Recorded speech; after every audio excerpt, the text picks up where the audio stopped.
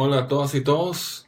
Esta es la segunda grabación en el curso virtual Hidrología para Manejo de Cuencas. El propósito de la sesión de hoy es comentar algunas cosas adicionales, profundizar sobre el material descargable en la plataforma virtual. Estamos con la segunda unidad que trata el tema de las cuencas. Entonces, quiero aclarar y comentar sobre algunos conceptos, definiciones, terminología, em, ah, darles algunas ideas adicionales sobre la caracterización de una cuenca y qué herramientas adicionales hay que no está dentro del material descargable. Entonces, para empezar, el material inicia con la definición de una cuenca hidrográfica directamente. Y lo que les quiero comentar es que hay diferentes términos de cuenca. Además de la cuenca hidrográfica, hay la cuenca hidrológica y la cuenca hídrica. Y cada una tiene un contexto, un énfasis particular.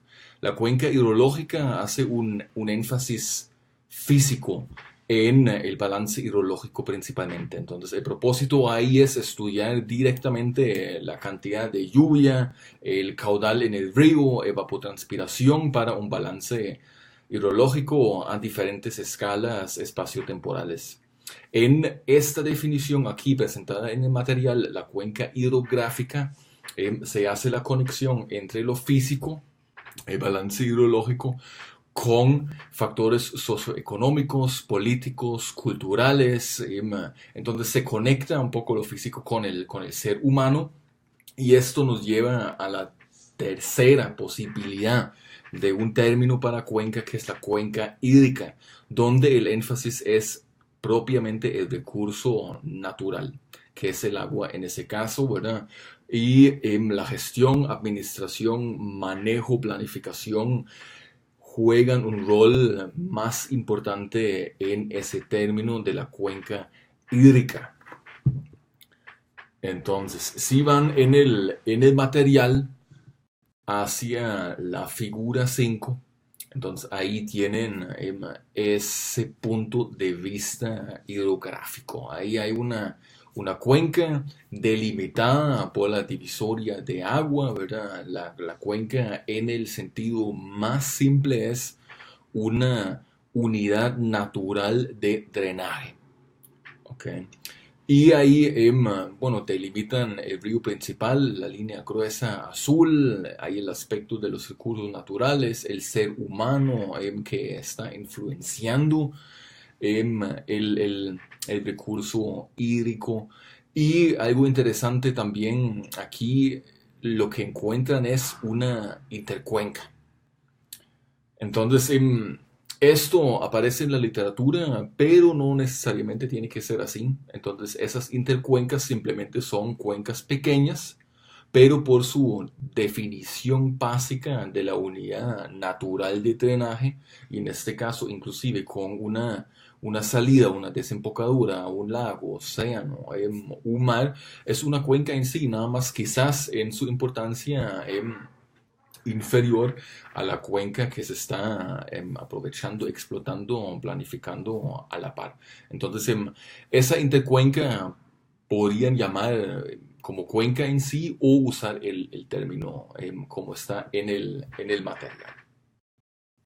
Si siguen en los materiales, llegan a la figura número 6, donde se divide una cuenca total, ¿verdad? La unidad de drenaje natural desde la cabecera, desde la divisoria de agua hasta una desembocadura en diferentes subunidades. Eso también encuentran frecuentemente. Entonces, en ese contexto de la cuenca total, se delimita un tributario al río principal como una subcuenca, un espacio más pequeño dentro de la cuenca grande. Y esa subcuenca se puede subdividir en otras unidades inferiores que son microcuencas.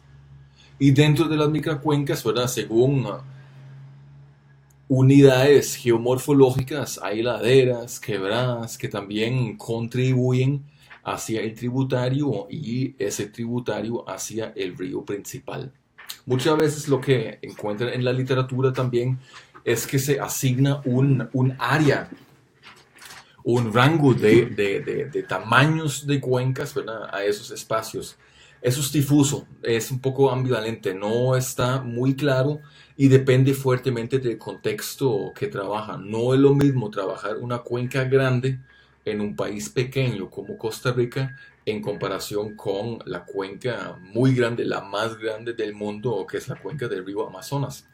Entonces hay que verlo un poco en ese contexto. Muchas veces la microcuenca comprende un espacio de un par de hectáreas o unos pocos kilómetros cuadrados, y de la escala micro hacia la escala meso estamos hablando de cientos, tal vez un par de miles de kilómetros cuadrados, y la escala macro, esas cuencas en sus totalidades ya pueden alcanzar hasta millones de kilómetros cuadrados. Pero dónde tirar el límite, eso depende fuertemente del autor que están leyendo en ese momento. Entonces nada más menciono esto para que tomen conciencia que eso es bastante variable, que hay esas subdivisiones, pero depende fuertemente del contexto en el que trabaja. Luego, hacia abajo, después de las explicaciones, ¿verdad?, de subcuenca, microcuenca, cuenca, quebrada, etcétera, llegamos a un tema muy importante que es propiamente la delimitación de una cuenca, y en este caso hidrográfica. Entonces, ¿cómo se delimita una cuenca? Esto se hizo en el pasado de manera manual sobre hojas topográficas. En hojas topográficas hay una información vital que son las isolíneas de elevación. Y esas isolíneas, si lo ven en detalle, brindan información sobre valles donde se puede acumular flujo, quizás hacia una corriente, donde hay zonas más planas, etc. Entonces tomemos ese ejemplo aquí, un recorte de un mapa topográfico, donde lo que pueden ver aquí, las líneas cafés, esos son esas isolíneas de elevación, y uno detecta estructuras. Entonces aquí ya hay una red de drenaje delimitada que se encuentra justamente en esos valles, como siguiendo las isolíneas. Entonces lo primero que se hace es, desde el punto de partida, en ese caso la salida o la confluencia de un tributario con un río principal o un río de un orden más grande, uno parte delimitando la red de drenaje, siguiendo esos valles hacia arriba hasta llegar a una divisoria, hasta llegar a un punto máximo. Eso encuentran aquí, por ejemplo, ¿verdad? Donde se nota, ¿verdad?, que aquí hay una zona plana en la altura. Entonces cualquier gota de agua que cae aquí del lado izquierdo de ese plató, eso, ¿verdad?, va hacia una cuenca vecina y no hacia la red de drenaje que estamos delimitando. Entonces es muy importante saber y aprender un poco la lectura de información topográfica. Por dicha, ya hoy en día no se hace de manera manual, sino en la gran mayoría se usan algoritmos automáticos implementados en sistemas de información geográfica, en los SIC. Entonces, lo que necesitamos, ¿verdad?, como base de información es ese mapa topográfico en formato digital. Y ese formato digital es usualmente un raster donde hay información de elevación. Entonces, cada píxel en ese raster, ¿verdad?, en esa grilla, tiene una elevación específica. Y lo que hace el algoritmo es encontrar, comparando los píxeles vecinos, ¿verdad?, qué es mayor o inferior en cuanto a elevación, para tirar una red de drenaje artificial. Y de esa manera se delimitan cuencas, sobre todo en zonas montañosas donde la topografía es muy pronunciada. Ahí los algoritmos automáticos funcionan muy bien. El reto empieza cuando trabajan cuencas grandes, ¿verdad?, que comprende tanto una zona montañosa, tanto como en las zonas planas, usualmente en las salidas cerca de las desembocaduras. Entonces ahí sí esos algoritmos empiezan a fallar porque ya de repente no pueden detectar una diferencia de elevación. Ahí sí necesitamos trabajar de manera manual con criterio de profesional, de experto y ayuda por medio de una imagen satelital, por ejemplo, un mapa topográfico, Google Earth, todo eso lo pueden poner, ¿verdad? Para ver dónde posiblemente, ¿verdad? Están los drenajes y por dónde tiran de manera manual esas divisorias o límites de cuencas. Hasta el momento definimos cuencas de manera topográfico. Ok, entonces lo que vemos en la superficie. Pero hay que tomar conciencia que esto no necesariamente coincide lo que está por debajo con lo subterráneo. Hay formaciones geológicas, ¿verdad?, que permiten por fallas, grietas, etcétera, importar o exportar agua más allá de los límites topográficos. Para evaluar esto necesito información hidrogeológica sobre los acuíferos. Entonces, esto sigue aquí explicado luego, ¿verdad? Con ejemplos concretos, como aquí en la figura 8 de información hidrogeológica. Entonces, esto para el balance hidrológico es muy importante porque si la cuenca topográfica pierde o gana agua, esto puede falsificar, ¿verdad? Y cambiar mi balance hidrológico de manera bastante grave. Luego, hay diferentes tipos o clases de cuencas explicadas en el documento. Entonces, lo que hicimos, ¿verdad? Diferencia de cuenca subterránea, cuenca superficial. Según el relieve, uno puede hacer, ¿verdad?, referencia directo con un adjetivo que es una cuenca plana, una cuenca montañosa. También, y eso es lo que más se usa en hidrología, dependiente de la conducción de sus aguas, se puede dividir o se puede distinguir una cuenca arreica, exorreica y endorreica. La diferencia es que la cuenca exorreica tiene una salida, una desembocadura en un lago, océano o mar, o digo otro reservorio o cuerpo de agua más grande, a contrario de la cuenca endorreica. Eso se encuentra frecuentemente en zonas áreas donde un curso fluvial termina nada más en una depresión topográfica. Eso en los trópicos es muy inusual. La mayoría de las cuencas, sobre todo en América Latina y Centroamérica, tienen una salida y son cuencas exorreicas. La cuenca arreica es una cuenca exorreica, pero sucede o ocurre también en climas áreas. Y eso provoca que el curso fluvial desaparece, evapora o contribuye por pérdidas de transmisión a recargar los acuíferos. Entonces, a la desembocadura ya no llega agua, el agua se pierde de camino. Entonces, eso es una cuenca que se puede diferenciar dentro de esa clasificación exorreico y endorreico.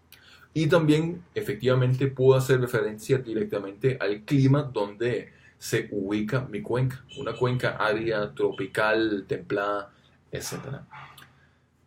Esto está aquí mostrado con fotos. También hay que mencionar que hay cuencas atmosféricas, cuencas marinas, adicionalmente, ¿verdad?, a nuestras cuencas, a nuestra unidad de intervención en la gestión del recurso hídrico. Ahora quería nada más cerrar esta intervención corta, breve, con la caracterización morfológica de una cuenca, que es el inicio, el comienzo de cualquier estudio hidrológico. Entonces necesito brindar un contexto. Y esto hago a través de una caracterización, una descripción con parámetros fisiomorfológicos de mi sitio de estudio, que es una cuenca.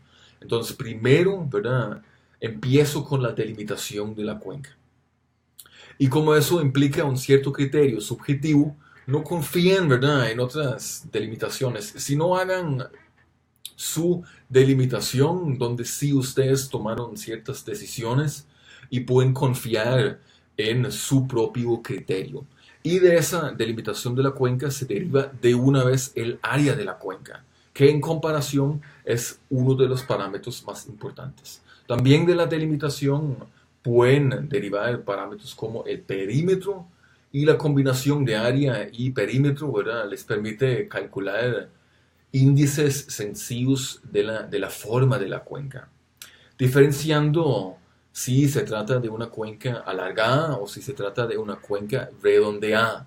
Eso es cualitativo, pero permite una interpretación inicial hidrológica de un posible comportamiento del sistema de drenaje. Entonces, una cuenca alargada, si sucede una tormenta, una precipitación, es muy poco probable que esa precipitación está cubriendo de manera homogénea toda la cuenca. Eso es más probable en una cuenca redondeada. Entonces ahí tienen el índice de compacidad, perímetro sobre la raíz cuadrada del área, o el factor forma según Horton. Sin embargo, es algo cualitativo.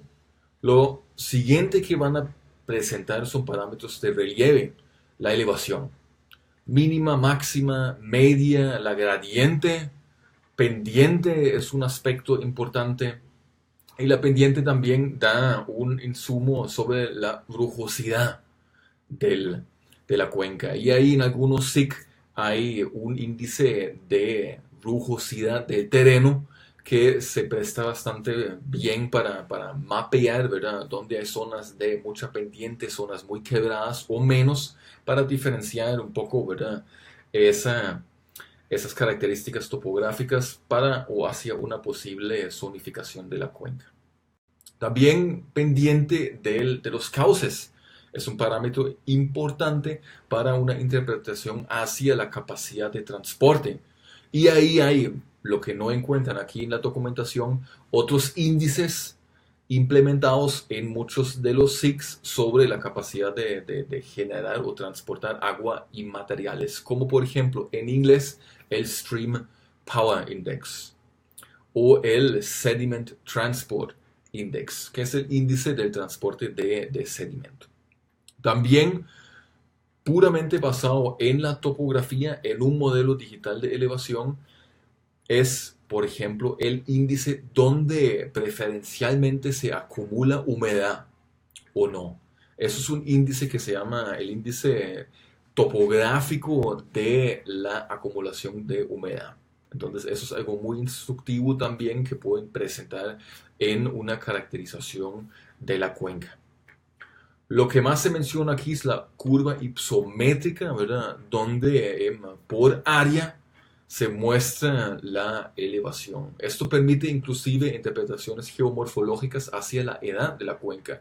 La forma de esa curva puede indicar que eso es una cuenca todavía en proceso de erosión o un sistema ya más viejo, más antiguo, establecido. Todo eso, ¿verdad?, son indicadores para caracterizar un posible comportamiento hidrológico de su cuenca. La densidad de drenaje es otro de los parámetros, porque una buena densidad o una densidad alta de drenaje evacúa el agua y materiales más rápidamente. Entonces, para poder comparar entre diferentes cuencas, ¿verdad?, suman la longitud de todos los drenajes, río principal más los tributarios, y lo dividen entre el área. Nada más aquí hay que tener cuidado porque eso depende de la escala. Es el número o el índice, el valor del índice va a salir diferente si trabajan a una escala fina de 1/5000 o a una escala más gruesa, 1/200.000. Entonces, si quieren comparar diferentes cuencas, tienen que asegurarse, ¿verdad?, que están trabajando la misma escala. La pendiente de cauce es un otro indicador importante para evaluar respuestas capacidad de transporte. Lo pueden caracterizar adicionalmente a esto mediante un perfil longitudinal, por ejemplo, del río principal para ver dónde hay cataratas, dónde hay zonas más planas, etcétera. El tiempo de concentración es el tiempo, ¿verdad?, que necesita cada gota de agua en cualquier lado de la cuenca para llegar, ¿verdad?, hacia la salida. Entonces, cuencas con mucha pendiente, más pequeños, ¿verdad?, usualmente tienen un tiempo de concentración más corto comparado con cuencas más planas. Y luego el orden de la red de drenaje. Aquí en la figura 16 se presenta el método según Horton, que clasifica empezando con la cabecera, ¿verdad?, los ríos o quebradas más pequeñas, dándoles el orden número 1, y cuando se encuentran dos ríos tributarios, quebradas de orden número 1, ¿verdad?, el número aumenta, y así sucesivamente. Hay otros métodos, por ejemplo, de Schreve, donde se suma. 1 más 1 es 2, 2 más 2 es 4, 3 más 3 es 6. Entonces es lo mismo, nada más que la numeración o son valores más altos. Entonces, con esto quiero cerrar esta intervención breve. Cualquier consulta, por favor, ¿verdad?, en el correo, en el foro de consultas. Ya con esa unidad 2 hay un trabajo adicional y el examen parcial del curso. Les deseo mucha suerte y hasta luego. Muchas gracias por su atención.